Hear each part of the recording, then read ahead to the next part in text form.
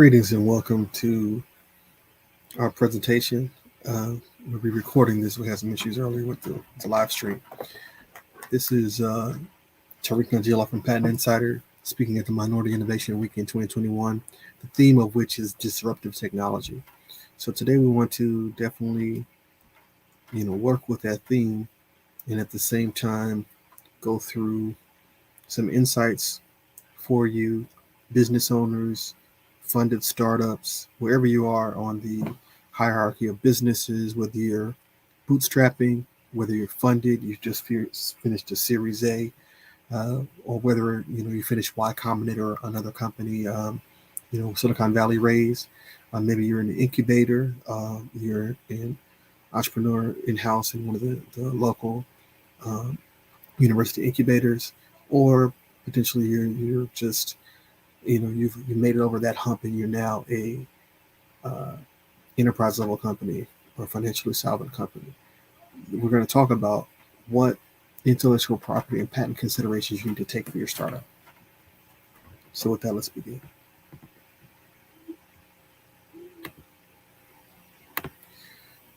Throughout this, if you want to come follow up with us, please can text patent, the word PATENT, to 33777.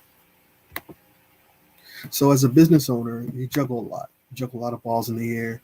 You have a lot of things to think about. You have to manage payroll. You have to get revenue. You have to think about your competitive advantage. You have to make your investors happy. If you have investors, you have to try to get investors. If you don't have investors yet, you have to try to keep your business relevant and in the public eye, and making sure that your market needs are being met. You have to always be innovating, watching out for those disruptors. Sometimes you feel like you have to jump through hoops. Maybe it's licensing you need. Maybe it's government, documentation or paperwork you need to fill out to maintain your business. Taxes, these are different hoops you have to go through. Sometimes you not only are juggling, it feels like you're juggling things that can put you out of business. Like this guy juggling knives while trying to balance on a unicycle. That's how a business can feel sometimes. Sometimes I feel like you're juggling with fire, something that can literally burn you if you don't get it right.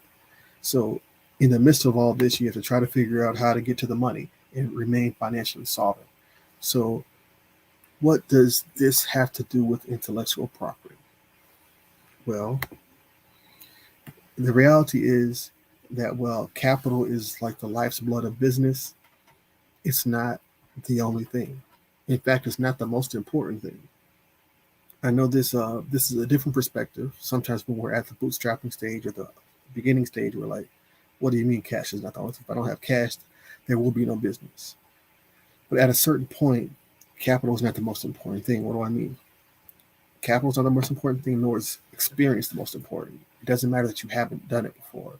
You can hire people that have done it. You can hire CEOs, you can hire accountants, you can hire people to help with the technical business expertise. What is important is an idea. If you have the goose that laid the golden egg of ideas, you can have a business if you go about it the right way. Now, the important thing is if you are the goose that laid the golden egg of ideas, you have to protect it. You have to keep it in a lock and key. And that's keeping with this theme of disruptive technology.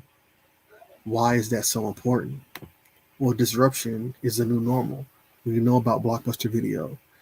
Some of you don't, but if you're my age, you remember many a Friday or Saturday night going to the video store, getting these VHS tapes and looking at the boxes and seeing which one was the right one. Well, if you were born after 2010, like my daughter's 11, she has no idea what Blockbuster Video is. She doesn't even really remember DVDs that much. They're these things we take in the car on trips and we watch movies sometimes. But she's used to streaming video. So the disruptive technology was Netflix. Netflix, not only were they a mail order DVD company, so I don't have to leave my house. I don't have to go to the video store. I don't have to go there before they close. I don't have to worry about getting charges, late fees. All I have to do is what? I can pick what I want from the website. You will mail it to me. Whenever I get finished with it, I mail it back. And then on top of that, when they started streaming service, they were using, other companies' movies, but they created their own content. They built their own Hollywood caliber studio. So now they by investing in their disruptive technology, and there are plenty of Netflix patents. They put Blockbuster out of business. Same thing with film. And the thing, this is another, study. When you deal with Kodak Film, they made physical film for photographers. They made a lot of money on that. They actually did, have a lot of technology for digital photography, but they didn't adapt. What does that mean? They didn't see how the world could move from using the film. They had a huge film industry, and they didn't see how digital was going to take off because they were in the business of making cameras for their digital technology. They're in the business of making cameras and making film for physical film. So they didn't adapt, and what happened?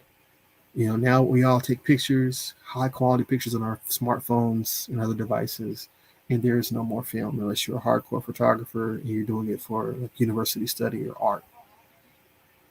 Same thing, taxi cabs. Taxi cabs have been around, taxi cab relay forever. Hail a cab, taxi. It's in the movies all the time in New York. You have to get a taxi cab. But taxi cabs failed to adapt to the new technology of us using GPSs, then GPSs becoming apps on our phone, then becoming, now I can use a GPS to get me, a ride for someone who's already nearby where I am, and they can just take me somewhere. I don't need to wait for a cab. I don't have to call a cab. I don't have to hail a cab. I don't have to walk to a taxi cab stand. So now, this is $10 billion of revenue for Uber in 2015. And, taxi cab is taking a hit. It opened up, it's non-regulated, opened up a whole industry. So this is disruptive technology. They have Borders in Amazon, which I don't really think is a fair comparison. Borders is brick and mortar bookstore, and there aren't many of those anymore. But I think really a more apt comparison, Amazon started in books, but Amazon is more like the Sears catalog. I don't know if you remember the Sears catalog many years ago. Sears Roebuck had a catalog, going back over 100 years, that you could buy furniture. I've been told you could buy houses in the earlier Sears catalog. They come in a kit and you put it together. But you could buy everything from car tires, batteries, washing machines, refrigerators, clothes, suits, shoes, toys, bicycles. You could order all that from Sears catalog, and they would, whether you called over the phone or whether you filled out the form in the catalog and mailed it in with a check, they send it to you in the mail. Well, Amazon has adapted the e-commerce platform to have a new and improved Sears catalog, and Sears and Borders are both out of business. So this is why protecting these new companies had to protect their technology. There's Amazon patents, there's Uber patents, there's Netflix patents. You have to protect your disruptive technology. Otherwise, what you use to innovate will also undo you. Somebody else will innovate something else and put you out of business. So we have to put it under lock and key. So we're going to talk about 4 different types of intellectual property tools to help you do that. The first is copyrights. So copyrights are works of art. It protects authors. Whether you're a musical author, write songs, whether you write books, whether you write blogs, magazines, whether you're a photographer, whether you write code, all these things that you've written can be copywritten. And when you protect your copyright, this is why, this is an example of what happened. So a few years ago, Robin Thicke, the musician, put together a song called Blurred Lines with T.I. and Pharrell. And that song interpolated some of Marvin Gaye's musical chords from Got to Give It Up. So Marvin Gaye's estate, the late Marvin Gaye, his estate and his family members filed a lawsuit against these artists, Robin Thicke, T.I., and Pharrell. Those artists countersued, but because they had the proper copyright, copyright is good for the lifetime of the artist plus 70 years. So we're still in that time frame. They were able to win a suit of close to $5 million in their favor. So this is why it's so important. You'll hear musicians, you'll hear artists talking about owning their masters, owning their publishing, owning their copyrights to their authorship.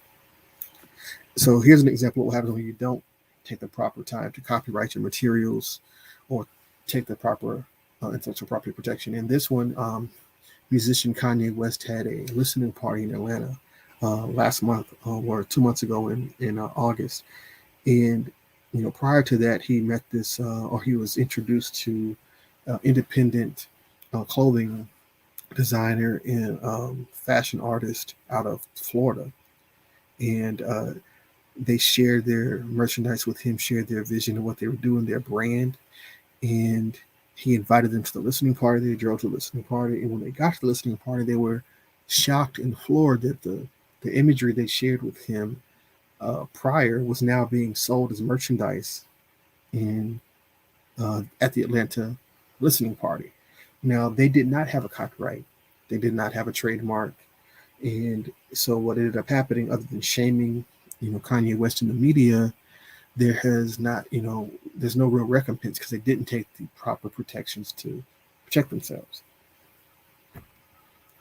Okay, another way of protecting yourself, another tool, the second tool we discuss is trademarks. Trademarks protect brand names. So all these things you see on the right here, you see brand names: Coca-Cola, IBM, Facebook, Starbucks, Skype, Twitter, HP. All these are logos. Think of slogans: "Just Do It" by Nike, "Obey Your Thirst" Sprite. All these different slogans are also trademarks. Trademarks are things that protect the intellectual property of a brand or company or product that's in a marketplace. So we don't have the time to talk about that, but if you want to look that up and learn more about it, we do have a free video that we've done on branding using intellectual property. Use your QR code. You can get that video. You can watch it. And it'll basically, go into the details of what branding is and the types of intellectual property you need to use to protect your brands. Now, the third type of intellectual property protection we're talking about is patents. Patents to deal with novel inventions, innovations, improvements to devices, methods, chemical compositions. In fact, some of the pharmaceutical products like the vaccines and whatnot are patented. New drugs that come out, companies that create, pharmaceutical solutions to disease, they are able to patent those innovations. The same thing is true for new types of plants. Agricultural companies like Monsanto, they create genetically modified foods that create, different types of, foods that end hunger. They also are able to get, patents on those things as well. It also includes design. So here we have an iPhone design here. I think iPhone 5, and we also have a Beats headphone design. So these are also granted patents by the U.S. Patent and Trademark Office. If you want to learn more about patent law and see if your business, what you're using to protect your competitive advantage, if that has any type of patentability, if you want to learn more about patents, use your QR code here and download Patent Insider's Complete Guide to Patent Law. Now, the fourth type of intellectual property tool for protection is called trade secret. So think about, Coca-Cola's recipe. It's top secret. No one knows it. Think of the KFC 11 herbs and spices. Nobody knows what they are. And the main point of trade secrets is to keep it secret. You don't tell anybody. By not telling anybody, what you're actually doing is you're creating, through legal contracts and constructs, you're creating agreements where people that work for your company or that work with your top secret information that you don't want to share with your competitors, they sign agreements that they agree not to tell. And so that way, if they do, you're able to have legal recompense. The same is true. You'll see this happen sometimes where a big tech company will have their VP or someone high up have a disagreement with the board, and then they leave and go to the competitor and take the computers or take the secrets, and you'll see the lawsuits in the news. So these things are things that are very important. Make sure that you have in place so you don't end up like that. So what happens when you don't? What happens when you say, okay, I know those are the four protections, but when it comes to my business, that's not what I'm interested in doing. What happens? Well, we're going to go through two examples, and these examples are actually of really big companies that are well known. So it doesn't matter how big the company is. It's really about what the intellectual property protections, doing the due diligence and doing what you're supposed to do beforehand, not after the fact. So this is the Cleveland Guardians versus the Cleveland Guardians. The Cleveland Guardians are the new name of the Cleveland Indians. They've rolled out a huge, they got a website, a lot of video, a lot of, you know, logos and information, branding, imagery that comes with their new baseball team logo. They're going to, transition from Cleveland Indians to Cleveland Guardians, very much like the local Washington team is transitioning from the Redskins to whatever the new name is going to be. Right now, they're called the Washington team. So this is a transition, and for good reason. Now the issue is when they went to go get the website Cleveland Guardians, they realized there was already a Cleveland Guardian. This is actually a roller derby team, and this roller derby team actually filed for a trademark. And this roller derby team has been in existence longer than this new conception of the Cleveland Guardians by the Cleveland Indians. What does this mean? It means simple due diligence. Before you commit, I'm sure they did a lot of expensive focus groups and paid consultants and paid marketers and came up with imagery and artists and polled people and did all these things. And a basic due diligence trademark search, trademark clearance search would show that there's already a Cleveland Guardians, that you may want to talk to them beforehand to get permission or to work out an agreement, because on the back end it's going to be more expensive. So we'll see what happens, but more than likely this is going to result in an undisclosed settlement. Now this is the second example. This is Clubhouse. Clubhouse is an app that's very popular. It started, it's basically like a live conference call on a social media app. So it integrates the functions of the live conference call with social media features. Kind of innovative, using some technology that's existing, but, putting it together in a different way, allowing for chatting, all these things to happen with also the live conference call. So Clubhouse came out. It's a Silicon Valley backed company, huge valuation. But right after they blew up last year and came out and everyone was using them, they got sued by a company called The Clubhouse, a sports networking site that has an app. And they just happened to file a trademark. They were granted a trademark. So this is, again, something as simple as a due diligence trademark clearance search would have cleared them. And they could have dealt with this on the front end. At this point, it was settled by an undisclosed settlement, which is great for Clubhouse, but it could, not have been settled. The Clubhouse app could have said, no, we want to keep our name. We don't want anyone else to have our name. And they could have fought for it. So these are just a couple of things, pitfalls that happen when you don't follow the intellectual property, assessment. What we do at Patent Insider, what we do is an IP audit. We meet with startups. We try to, assess what your exposure is and, put together a strategy for you that helps you understand the best possible solution to protect yourself. So questions. And then since, this is, we did this a little bit earlier live, the questions that we had is, there are a couple of questions. One was, if I'm a bootstrapping startup, I don't have the money to invest, should I just do a search myself, or can I use these third parties? And the response we gave was that you can use these third parties, but when you're hiring an expert, you're not just getting the research, you're getting what to do with that research. What does it mean? What is my exposure? It's like saying, I can do my own taxes, and then wondering why you have a huge bill, when you get audited by the IRS. Pay the accountant so that you don't have to pay the IRS. The same is true. You said, doc, my foot's been killing me. I have a huge growth in my foot. And I know I should go to the doctor, but I need to run this race. So I'm going to get this knife here and I'm going to cut this thing out and keep it moving. And that could be fatal. You could mess up your foot forever. You go to a doctor and get that taken care of. But when it comes to our business, we don't look at that the same way. Another way, I answered this was just tell people that, when you look at the value of your business, if this is your business is what you use to put food on the table. Let's say you're making $100,000 in your business. Let's say over the next 5 years, that's $500,000. How much is it worth it to protect what produces that $500,000? Is $5,000 worth it? Is $10,000 worth it? Let's say it costs $50,000 to protect that. Is that worth it? You have to kind of do these kind of analyses to protect yourself. Another question that came up is, are there any free resources? If you don't want to hire a law firm or a patent agency to do these things, what can I do? And the example we gave is that, usually every law school has an entrepreneurship center or business unit. A business department of a university has an entrepreneurship center that has some advisors that work with students. Now, you can get some pro bono help. Now, there are some drawbacks or trade-offs. Trade-off is you're on the student's time.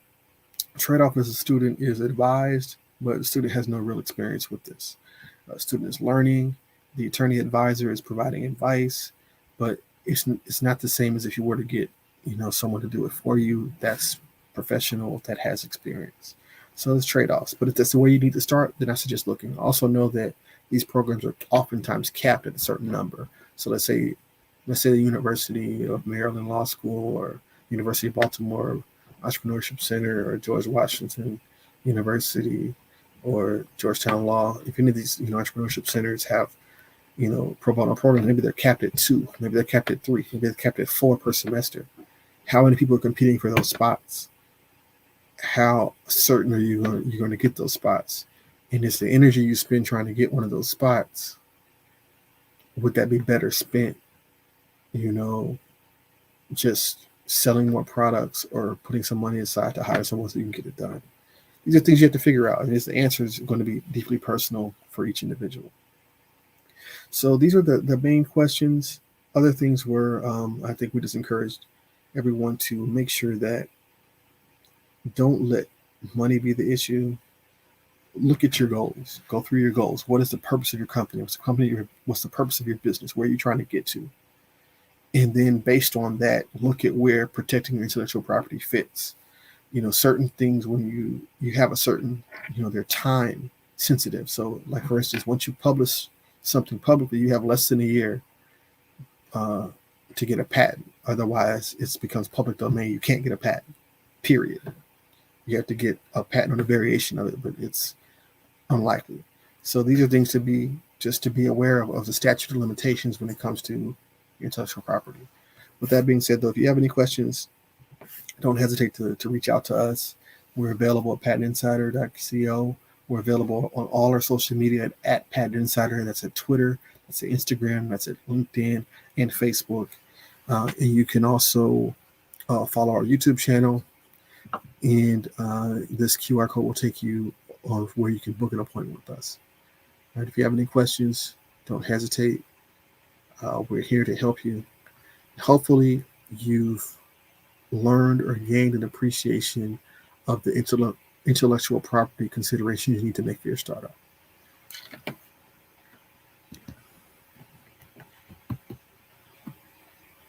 All right. So if there are any questions here, we'll see if we have any questions. All right.